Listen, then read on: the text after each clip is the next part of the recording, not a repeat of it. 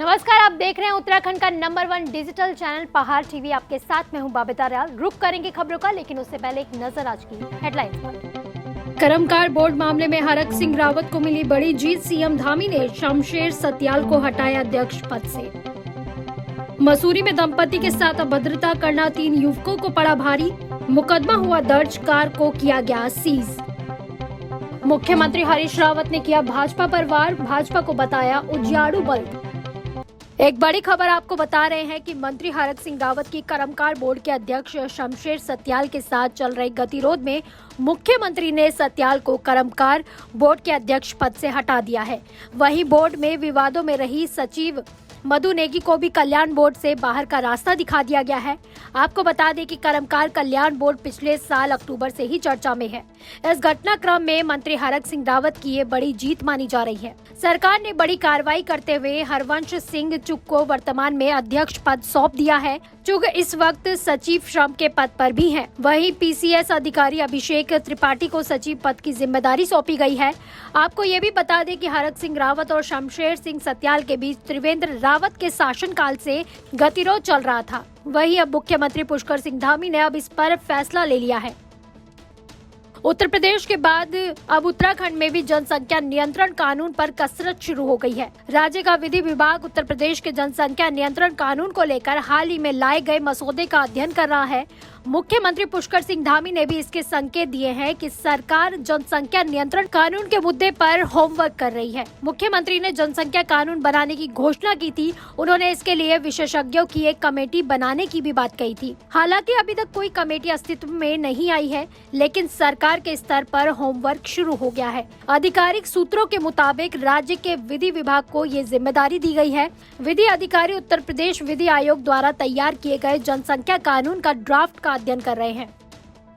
आनंद गिरी को लेकर सीबीआई की टीम कल हरिद्वार पहुंची थी। बता दें कि सीबीआई श्यामपुर क्षेत्र के गाजीवाली स्थित आश्रम पहुंची थी। साथ ही सीबीआई द्वारा आश्रम की सील तोड़कर आनंद गिरी को अंदर ले जाया गया। आपको बता दें कि एचआरडीए ने आनंद गिरी के निर्माणाधीन आश्रम पर सील लगाई थी।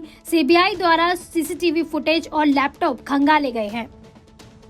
जैसे जैसे उत्तराखंड में आगामी विधानसभा चुनाव का समय नजदीक आता जा रहा है, वैसे वैसे ही विभिन्न राजनीतिक दल अपनी दावेदारी के लिए हरिद्वार से ताल ठोकते हुए नजर आ रहे हैं। कांग्रेस की परिवर्तन यात्रा और बीजेपी की जन आशीर्वाद रैली के बाद अब कुख्यात शेर सिंह राणा की पार्टी राष्ट्रवादी जन लोक पार्टी हरिद्वार की 11 विधानसभाओं में रोजगार गारंटी रथ यात्रा के जरिए सभी विधानसभाओं में भ्रमण करेगी और लोगों को अपनी पार्टी के लिए वोट करने की भी अपील करेगी।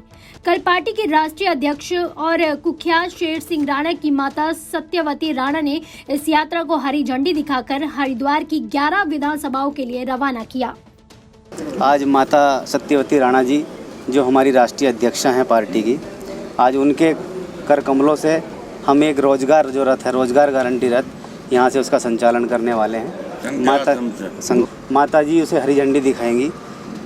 ये रोजगार रथ हमारी जितनी भी विधानसभाएं हैं हरिद्वार जिले की, उनमें भ्रमण करेंगी। फिलहाल तो हमने हरिद्वार जिले को टारगेट किया हुआ है और जगह जगह जाएंगे और इस रथ का भव्य तरीके से स्वागत किया जाएगा हर विधानसभा में। और हम गारंटी देंगे, गारंटी कार्ड हमने लॉन्च किया है, तो जो भाई भी उनकी डिटेल्स हम सारी अपनी डायरी में मेंटेन करेंगे। और जो भाई भी हमारी इस मिशन से जुड़ेगा और हम जिसके पास हमारा कार्ड होगा, तो इस इलेक्शन के बाद 2022 के इलेक्शन में हमारी जितने भी सीटें निकलेंगी और हमारी सरकार में हिस्सेदारी बनती है, तो हमारा सबसे पहला जो लक्ष्य है वो यही है कि जितने भी हरिद्वार जिले के भाई हैं उन्हें सबको रोजगार दिया जाए। बनाई गई जो कथा चली थी, मेन मुद्दा है कथा पंडित भैया की, तो कथा में आमंत्रण किया था उसके लिए। और जो रोजगार है ये पार्टी के लिए चलाने के लिए, इसके मुद्दे के लिए आगे आई कि भाई इतने दिनों से मैं बैठी हूँ तो कुछ तो करना पड़ेगा। जो आजकल जो पब्लिक समाज में आप देख रहे हैं क्या हो रहा है। अब जब ये शहर में आया तो सबसे पहले शहर के लिए थोड़ा सा ठीक और अच्छी व्यवस्था बनाने के लिए भी सबसे ज़्यादा तो ये सड़कें ठीक नहीं है जी जी। तो इसके लिए मैं सरकार से मांग करें कि इस देश का विकास हो, सड़कों का विकास हो, यहाँ के युवा हैं उनको नौकरियाँ मिली जाएँ। ये तो देखो कोर्ट जाने, कोर्ट क्या कर रहे हैं, तो हम जो पहले बयान दे चुके हैं, तो कोर्ट का है, कोर्ट क्या फैसला दिला रहा है और क्या कर रहा है वो तो कोर्ट के ऊपर छोड़ दिया है। नहीं अब क्या देखा क्या नहीं देखा, क्या सही क्या गलत, वैसे न्यायपालिका न्यायपालिका फैसला करेगा। सरोवर नगरी नैनीताल की नगर पालिका में बीते कुछ समय से कुछ ठीक ठाक नहीं चल रहा है। कुछ दिन पहले ही नगर पालिका की कार्य प्रणाली से नाखुश होकर 1 दर्जन से ज्यादा सभासदों ने कुमाऊं आयुक्त कार्यालय में संयुक्त रूप से इस्तीफा दे दिया था। अब भविष्य निधि की टीम के आने पर टीम को संतुष्ट न करने पर टीम ने अकाउंट्स विभाग पटल को सील कर दिया है। आपको बता दें कि 2011 के बाद से ही सभी नगर निगम और नगर पालिकाओं को संविदा कर्मचारियों और ठेकेदारों के कर्मचारियों का पीएफ जमा कराने के निर्देश दिए गए थे, लेकिन नगर पालिका नैनीताल द्वारा कई बार नोटिस के बाद भी कर्मचारियों और ठेकेदारों के कर्मचारियों के पीएफ का ब्यौरा नहीं दिया गया, जिस पर नगर पालिका के अकाउंट्स कार्यालय को भविष्य निधि टीम ने सील कर दिया है। टिहरी जिले में नरेंद्र नगर विधानसभा के बैराई गांव के कुछ युवाओं ने मनरेगा के तहत बनी सुरक्षा दीवार, शौचालय और बारात घर निर्माण में अनियमितता होने का आरोप लगाया है। वहीं तत्कालीन ग्राम प्रधान ने सभी आरोपों को नकार कर निष्पक्ष जांच कराने की भी बात कही है। गांव के युवा विष्णु भट्ट ने बताया कि उन्होंने बैराई गांव में वर्ष 2012 में हुए निर्माण कार्य के बारे में हुई अनियमितताओं के संबंध में शिकायत भी की थी, जिस पर कई बार जांच अधिकारी आकर जांच कर चुके हैं, लेकिन उनके द्वारा कोई संतुष्ट उत्तर नहीं दिया गया। वहीं पूर्व ग्राम प्रधान नरेंद्र सिंह चौहान ने बताया कि शिकायतकर्ता को लग रहा है कि गांव में निर्माण कार्य नहीं हुआ है, जबकि उनके द्वारा गांव में सुरक्षा दीवार, शौचालय और बारात घर का निर्माण कराया जा चुका है, जिसकी जाँच कई बार अधिकारियों द्वारा भी हो चुकी है। मैं विष्णु भट्ट ग्राम सभा बैराई गाँव से। आज की जो जांच हुई है, आज हमारा 3 विषय जो मुख्य विषय था, एक हमारा है सार्वजनिक शौचालय और बारात घर और मनरेगा के अंतर्गत जो कार्य जो सुरक्षा दीवार जो इधर उधर हो रखी है उनमें कार्य की जांच की जाएगी। इससे पहले हमने 3 बार भी जांच करा रखी है। इसके पहली जांच आई थी और दूसरी और तीसरी जांच हमारे जो आए थे वो शौचालय के लिए सौजल अधिकारी आए थे। इन्होंने जाँच की है, उससे हम थोड़ा संतुष्ट हैं, पर इससे पहले जो 2 जाँच हुई हैं उससे हम कोई संतुष्ट नहीं है। फिर हमने तीसरी जाँच मांगी है। हमें उम्मीद नहीं थी उन अधिकारियों से, उन विभाग के अधिकारियों से, कर्मचारियों से कि वो इस तरह की जांच हमें इस तरह की रिपोर्ट आगे भेजेंगे। अगर ये सही जांच और निष्पक्ष जांच करते हैं तो हम आज तीसरी जांच यहाँ पे अधिकारी को नहीं बुलाते। अब तीसरी जांच हो चुकी है, देखते हैं अधिकारी हमें इसकी क्या रिपोर्ट आगे देते हैं। ये जाँच हमारी मनरेगा और सार्वजनिक शौचालय और बारात घर 3 विषय पे आज जाँच हुई है। अधिकारी अभी कह के गए हैं, उन्होंने वहाँ पे निरीक्षण किया है, वो सार्वजनिक शौचालय भी देख के गए हैं। उसमें जो सार्वजनिक शौचालय है उसमें व्यक्ति विशेष का ताला लगा हुआ है, आपने भी देखा है, हम भी यहाँ सब अधिकारी लोग देख के गए हैं, उस पर अभी भी ताला लगा हुआ है, उसको पर्सनल यूज किया जा रहा है। और जो बारात घर है उसमें भी आधा अधूरा काम किया गया है। और जो यहाँ पे जो सुरक्षा दीवार है उस पर मनरेगा के अंतर्गत कार्य किया गया है, भूमि सुधार के अंतर्गत कार्य किया गया है और उसको सुरक्षा दीवार में दर्शाया गया है। सुरक्षा दीवार है, यहाँ पे हमारा एक बारात घर है, शौचालय है। तो जो भी कार्य होते हैं, ग्राम सभा की बैठक होती है, छमाही बैठक होती है, साल में 2 बैठकें होती हैं, उसके माध्यम से जो प्रस्ताव बनता है, प्रस्ताव के माध्यम से वर्क होते हैं जी। उसमें सहभागिता होती है ब्लॉक की, ग्राम प्रधान की, गांव वाले की, जो उनके अवसर पे काम किया जाता है। तो भूमि जो सुरक्षा दीवार की बात कर रहे हैं, तो सुरक्षा दीवार वर्ष 2012-13 की बात कर रहे हैं, तो 2012-13 में वर्क हुआ। तो बरें गाँव के नाम से जो इनका कहने का मतलब है कि हमारे गाँव का पूरा मूल पार्ट बरें गाँव है। लेकिन तब ऐसे होता था, पूरा गाँव में काम पूरा गाँव में किया गया है, पूरा गाँव में वर्क किया गया है, लोगों की सहमति की। उसमें जो 40% होता है वो फर्म को चेक जाता है तार के लिए, 60% लेबरों के खाते में पड़ता है, जैसे काम वर्क के आधार पर, MB जैसे होती है उसके आधार पर।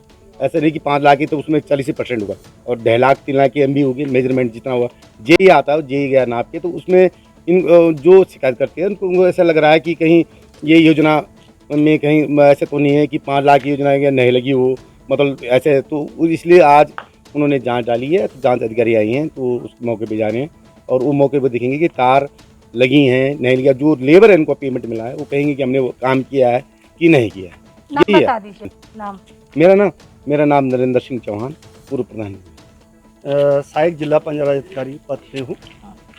और ये बहराई गांव की कोई शिकायत थी और 3 पॉइंटों पे थी। मैं 3 पॉइंट पे शिकायत की जांच करने के लिए आया हूँ। पहले तो हम वो मेरे उसमें नहीं है, मेरे को जो शिकायत जांच दी गई मेरे अलग से हुई। तो शिकायत तो इनकी 3 नंबर 1 तो सुरक्षा दीवार में सम किसने की, किसने सुरक्षा दीवार की जाँच करनी है।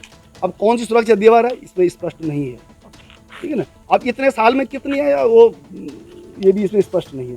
दूसरा ये कि यही सामने पे है आपका शौचालय है, इसके शौचालय में लेके सार्वजनिक यूज हो रहा है, यूज था ये व्यक्तिगत यूज है, परंतु मैं देख रहा हूँ कि इसमें ताला, एक पे ताला, इसमें एक तो बाथरूम है और 2 शौचालय हैं, तो सफाई है, कोई ना कोई सफाई कर रहा है, और एक खुला है, एक पे ताला है। उनसे मैंने बता दिया कि आपने ताला क्यों लगा रखा है, मैंने लिखित ले लिया। तो ये तो जांच में देखा जाएगा कि इसमें क्या आता है, इसमें प्रधान जी को भी हम कहेंगे। और दूसरा एक बारात घर था, वास्तव में बारात घर में ये पैसा समाज कल्याण का था और RWD को हस्तांतरित है। बारात घर छोटा सा, उससे पिलर खड़े हैं, छत पड़नी है, और अभी जो जांच में पता चल रहा है, लोग कह रहे हैं कि इसमें जिनसे हमारी बात हुई 8 लाख रुपया सैंक्शन था, 4 लाख रुपये का ये हो रखा है उसमें पैसा, परंतु अभी पत्रावली देखने पे पता चलेगा कि इसमें वास्तविक में पैसा कितना था, कितना खर्च हुआ, कितना होना चाहिए था और कहाँ तक इसमें हुआ है। ये तो में ज़्यादा अभी किसी में दोषारोपण नहीं किया जा सकता, किसी को कोई देखी जाएगी अनियमितताएं हैं या नहीं है, हम अभी नहीं बता सकते, जाँच के बाद ही अपनी जाँच रिपोर्ट में विस्तृत। मसूरी में 3 युवकों को मसूरी निवासी दंपत्ति का पीछा करना महंगा पड़ गया। वहीं युवकों द्वारा नशे की हालत में दंपत्ति के बाइक में अपनी कार से टक्कर भी मारी, जिससे बाइक क्षतिग्रस्त हो गई और बाइक सवार युवक नवदेश चौधरी भी घायल हो गया। दंपत्ति द्वारा मसूरी कोतवाली में पूरी घटना की शिकायत की गई है। मैं देहरादून से अपनी वाइफ के साथ हॉस्पिटल से मसूरी आ रहा था। जैसे ही मैं कोलू खेत पे पहुंचा, उसके ऊपर चूना खाला पड़ता है, वहाँ से ये 3 लड़के थे, UP 15 इनकी गाड़ी का नंबर था, और ये मेरे पीछे लग गए। इन्होंने देखा कि खाली गाड़ी है, लड़के लड़की बैठे हैं, असल में वो मेरी वाइफ थी। और जैसे ही हम आगे गए, ये हमको फॉलो करने लगे और इन्हें हॉर्न बहुत बार हॉर्न दिया, बट हमने इग्नोर करा इन्हें। फिर आगे जाके इन्होंने हमारी गाड़ी के आगे गाड़ी लगाई, फिर हम दोबारा आगे इग्नोर करके चले गए। फिर उन्होंने दोबारा गाड़ी आगे लगाई और तीनों के तीनों गाड़ी से बाहर उतरे हमें मारने के लिए। फिर हमने उनको भी इग्नोर कर दिया, हम चुपचाप आगे चले गए दोबारा से। हमने समझदार ये समझा कि उस टाइम पे निकल जाना सही है। फिर मैंने दोस्त को फ़ोन किया, समीर को, ये हमारे को झील पे मिले। फिर समीर आए तो समीर ने समझाया उन्हें कि भैया आप दूसरे शहर पे आए हो कि ऐसी हरकतें मत करो, आप चले जाओ कृपया करके। वो फिर नहीं माने, तो उस टाइम तो चले गए वो, क्योंकि वहाँ उन्होंने देखा कि झील पे भीड़ है, तो चले गए वो ऊपर। फिर अल खान जी के घर के ऊपर आके जो कब्रिस्तान है वहाँ पे रुके हुए। दोस्त मेरा फिर से दोबारा साथ था, पीछे से दूसरी गाड़ी में आ रहा था, ठीक है। इसने फिर रुका, आगे जैसी लड़के रुके वहाँ पे, तो उनके हाथ में डंडा वंडा था, तो दोबारा उन्होंने रोकने की कोशिश करी हमें, तो समीर रुक गया वहाँ पे। मैं और आगे जाके रुक गया, मैंने कहा वहाँ नहीं रुकूंगा क्योंकि वाइफ साथ में बैठी है। तो फिर दोबारा के पता नहीं क्या बोलने लगे कि मेरठ के हैं, हम पुलिस वाले हैं, स्टाफ हैं, और कि हमारा ये मतलब गलत एब्यूजिव वर्ड्स यूज़ कर रहे थे हमसे, और वो चले गए। बीच में वाइफ बता रही थी कि उन्होंने बदतमीजी करी है उसके साथ, और उन्होंने गाली वाली बहुत दी है वाइफ को कि ऐसे जिसको बुला सकती है बुला लेना, तो हमारा ये भी नहीं उखाड़ सकते, ये भी ऐसे करके बोला उन्होंने, बहुत अपशब्द यूज़ करे उन्होंने। फिर इसने बोला कि चलो लड़ाई झगड़े से कोई नहीं, इन्होंने पुलिस को फ़ोन कर दिया समीर ने। फिर हम घर आ गए अपने। फिर मैं आया मसूर, वापस आया, मॉल रोड आया, ठीक है। मेरा दोस्त मिला, तो हम किंग क्रेक पे जा रहे थे, तो उन्होंने मेरे को पहचान लिया कि मैंने टोपी लगा रखी। हमने जैसी बाइक लगाई वहाँ पे, उन्होंने ऊपर चढ़ा दी। रास्ते में मतलब भाई बैठा था, तो इन्होंने अपनी दारू ली, दारू पीने लग गए। अब इंसान दारू पीने के बाद क्या होता है, बेसिकली क्या हुआ कि भैया आप थे ना वहाँ पे, तो आपने क्या करा, हम लोग जैसे गाड़ी चला रहे थे ना, तो आप पीछे से आके हम लोगों को ओवरटेक करा। वो ऐसा नहीं बोल रहा हूँ कि मैं आपको कि आपने इंटेंशनली करा, गाड़ी रुकी हुई थी, आपने स्टार्ट, हाँ, तो बेसिकली क्या इंटेंशनली नहीं करा, अनइंटेंशनली आपने ओवरटेक करा। तो भाई ने क्या करा कि वो बोला कि भाई UP 15 की गाड़ी, चल ठीक है, इसने आगे हमसे कैसे बढ़ा दी, और टशन में उसने आपको ओवरटेक कर दिया। उनका नाम क्या था? एक का नाम विनीत है, हाँ, और एक का नाम रचित है। अच्छा। मैं तो आज ही मिला हूँ। ये लोग कहाँ से हैं? ये बेसिकली गाजियाबाद से हैं। ये विनीत जी कह रहे थे कि स्टाफ के आदमी है, ये पुलिस के आदमी है? ये पुलिस के हैं भैया। कहाँ से, ये कौन से पुलिस में है? मेरे को भैया इतना आइडिया नहीं है कि इनके जो भैया हैं वो बेसिकली पुलिस से बिलोंग करते होंगे, तो तब वो भाई कहता है। तो ये डंडा और टोपी रखने का क्या मतलब है गाड़ी में? मेरे को कोई लॉजिक नहीं पता भैया इसका। तो ये आप उस टाइम कह रहे थे कि मैं पुलिस का आदमी हूँ, आप मेरा कुछ नहीं कर सकते? तो बोला ही नहीं, मैं तो था ही नहीं। आपके साथ वाले ने बोला? आपके सामने उसने बोला, आपके सामने बोला ना? आगे घटना बताइए। ये लोग सिर्फ टशनबाजी कर रहे थे और कुछ नहीं था। कैवेंडिश इंडस्ट्रीज टायर फैक्ट्री के गेट के सामने नाराज श्रमिकों द्वारा फैक्ट्री प्रबंधन के खिलाफ चल रहा धरना प्रदर्शन भूख हड़ताल में तब्दील हो गया है। पहले ही दिन कैवेंडिश फैक्ट्री के 4 श्रमिकों द्वारा 24 घंटे की भूख हड़ताल पर बैठ गए हैं। बता दें कि त्रिवर्षीय वेतन वृद्धि की मांग को लेकर कैवेंडिश टायर फैक्ट्री के बड़ी संख्या में श्रमिक पिछले कुछ दिनों से धरने पर बैठे हुए हैं। फैक्ट्री प्रबंधन द्वारा श्रमिकों की उपेक्षा करते हुए नो वर्क नो पे का नोटिस बोर्ड पर लगाकर कर्मचारियों की मांगों को अनदेखा किया गया है। गुस्साए फैक्ट्री श्रमिकों ने अपनी मांगों के चलते 24 घंटे की भूख हड़ताल भी शुरू कर दी है। इन दोनों नेशनल हाईवे 534 घुमखाल से सतपुली के बीच सड़क पर पेच भरने का कार्य किया जा रहा है, लेकिन जमीन में नमी पर ही पेच भरे जा रहे हैं, जो भरते ही उखड़ रहे हैं। दूसरी तरफ एनएच द्वारा सड़क की मरम्मत के नाम पर लीपापोती की जा रही है। इस संबंध में जब हमारे संवाददाता द्वारा एनएच के एक्शन से बात की गई तो उन्होंने कहा कि ये बजट पुराना है, इसलिए कार्य कराया जा रहा है। पूरी रोड गीली है, गीली के ऊपर ये पेंटिंग कर रहे हैं, तो इस पे ये चिपकने वाला तो है नहीं, जो तारकोल वगैरह जो भी है इसमें चिपकेगा नहीं, और जो गड्ढे पड़े हुए उनमें पानी भरा हुआ है, तो इसमें जब तक सूखता नहीं है तब तक तो पेंटिंग हो ही नहीं सकती मतलब। और ये बाकी तो मुझे ऐसा लग रहा है कि ये जल्दी से जल्दी उखड़ जाएगा। मैदानी इलाकों में जहां गंगा दूषित होती जा रही है, वहीं इस पर सरकार द्वारा सिर्फ खाना पूर्ति देखने को मिलती है। पर्यावरण शुद्ध रहेगा तो मानव जीवन भी स्वस्थ रहेगा। इसी प्रकरण में गुजरात और महाराष्ट्र के 2 व्यक्ति गौमुख पहुंचे। Colonel R K. पांडे महाराष्ट्र पुणे और हरेल पटेल अहमदाबाद गुजरात से आए हैं। उन्होंने नीलकंठ गंगा परिक्रमा के माध्यम से जनता को जागरूक करते हुए ये संदेश दिया, गंगा को स्वच्छ रखें, जिससे पर्यावरण भी शुद्ध रहेगा और मानव जाति भी स्वस्थ रहेगी। मैं colonel Rajendra Prasad Pandey Indian army का एक वेटरन हूँ और हमने एक नीलकंठ गंगा परिक्रमा स्टार्ट की थी 16 दिसंबर 2020 में प्रयागराज से चलते हुए गंगा सागर से गंगोत्री। 16 मई को हमने यहाँ पॉज किया कोरोना के इस दौरान और फॉरेस्ट इत्यादि सब बंद होने के कारण, फिर हमने रिज्यूम किया है 22 दिसंबर को। गंगोत्री ग्लेशियर को हमने पार किया। जिस तरीके से परिक्रमा की जाती है, गंगा नदी को हर वक्त दाहिने हाथ रख के, फिर हम जंगल के रास्ते इधर वापस आज गंगोत्री पहुँचे हैं। बाकी आगे आपको हिरेन भाई बताएंगे। धन्यवाद। मेरा नाम हिरेन पटेल है, मैं अहमदाबाद गुजरात से हूँ, किसान हूँ।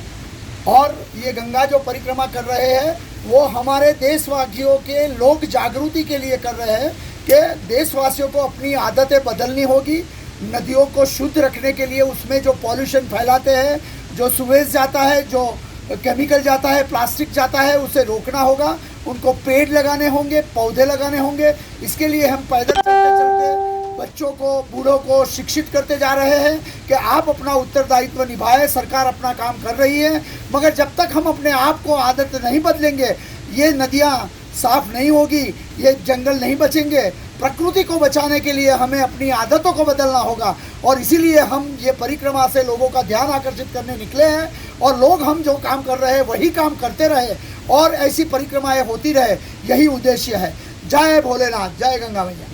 उधम सिंह नगर एसएसपी दलीप सिंह कुंवर ने कई निरीक्षकों और उप निरीक्षकों के तबादले किए हैं। पुलिस लाइन से निरीक्षक मनोज रतूड़ी को कोतवाल, काशीपुर में तैनात निरीक्षक जीबी जोशी को पुलिस लाइन से निरीक्षक रमेश तनवार को कोतवाल बाजपुर, कोतवाल रुद्रपुर, विजेंद्र शाह को कोतवाल गदरपुर का चार्ज दिया गया है, जबकि पुलिस लाइन से निरीक्षक विक्रम राठौर को रुद्रपुर कोतवाल बनाया गया है। इसके अलावा साइबर सेल प्रभारी उमेश मलिक को थानाध्यक्ष पंतनगर और थानाध्यक्ष पंतनगर मदन मोहन जोशी को एसआईटी पुलिस कार्यालय, ट्रांजिट कैंप थानाध्यक्ष विनोद फर्तियाल को एसएसआई जसपुर का चार्ज दिया गया है। गदरपुर थानाध्यक्ष सतीश चंद्र कापड़ी को एसएसआई रुद्रपुर, थानाध्यक्ष नानक मत्ता योगेश कुमार को एसएसआई सितारगंज, पुलिस लाइन से एसआई कृष्ण चंद्र आर्य को थानाध्यक्ष नानक मत्ता बनाया गया है। साथ ही पुलिस लाइन में तैनात निरीक्षक धीरेन्द्र कुमार को निरीक्षक ट्रांजिट कैंप की जिम्मेदारी दी गई है। जन संघर्ष मोर्चा प्रतिनिधि मंडल ने मोर्चा अध्यक्ष और जीएमवीएन के पूर्व उपाध्यक्ष रघुनाथ सिंह नेगी के नेतृत्व में मुख्यमंत्री पुष्कर सिंह धामी से मुलाकात कर राज्य आंदोलनकारी चिन्हीकरण मानकों में ढील और श्रमिकों में दर्ज हुए मुकदमे वापस लेने को लेकर ज्ञापन सौंपा। उत्तराखंड चिकित्सा शिक्षा विभाग ने राज्य के सरकारी मेडिकल कॉलेजों में मेडिकल सोशल वर्कर के रिक्त 38 पदों पर नियमित भर्ती के लिए उत्तराखंड चिकित्सा शिक्षा चयन बोर्ड के माध्यम से बीती 27 सितंबर को विज्ञापन जारी किया है, जिसमें शैक्षिक योग्यता MSW रखा गया है। अब हैरान करने वाली बात तो ये है कि चिकित्सा शिक्षा विभाग के अंतर्गत सभी सरकारी मेडिकल कॉलेजों में इन्हीं पदों पर विभागीय संविदा और आउटसोर्सिंग के माध्यम से बहुत सारे कर्मचारी कई सालों से कार्यरत हैं। जब इन संविदा कर्मचारियों का चयन किया गया था, उस समय भी राज्यपाल द्वारा स्वीकृति शासनादेश जारी किया गया था, जिसमें इन पदों के लिए योग्यता तय की गई थी, जिसमें MSW, MA, सोशियोलॉजी और एमए साइकोलॉजी को सम्मिलित किया गया था, जबकि अब नियमित भर्ती के लिए सिर्फ एमएसडब्ल्यू को ही मान्यता दी गई है। ऐसे में जो लोग एमए सोशियोलॉजी और एमए साइकोलॉजी से चयनित होकर कई सालों से विभाग में संविदा और आउटसोर्सिंग से कार्य कर रहे हैं, उनको आवेदन करने से भी वंचित रखा जा रहा है और नौकरी से बाहर का रास्ता दिखाने की साजिश है। पहाड़ टीवी में फिलहाल के लिए बस इतना ही। उत्तराखंड की बड़ी और तमाम खबरों के लिए आप देखते रहिए पहाड़ टीवी। नमस्कार। है बेखौफ उम्मीद का रंग।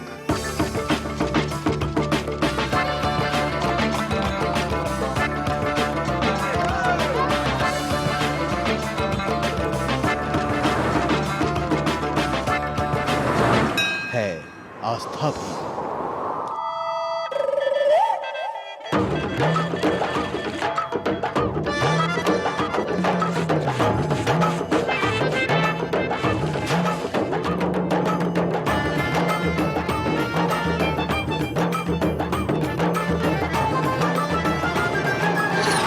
ये है मेरा उत्तराखंड।